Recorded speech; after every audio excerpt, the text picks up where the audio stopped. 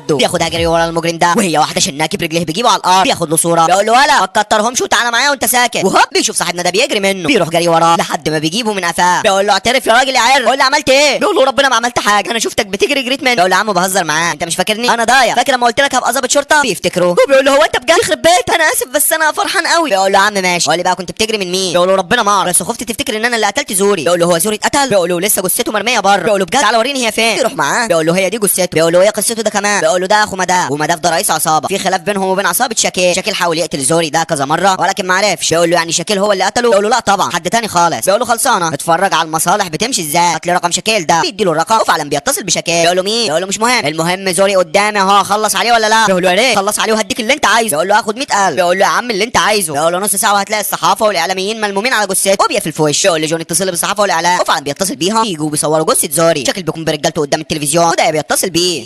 بيقول له عاش عليك يا زعامه ايه الحلاوه دي، بيقول له عيب عليك فين فلوسي بقى، بيقول له يا باشا احلى فلوس تعال خدها مني.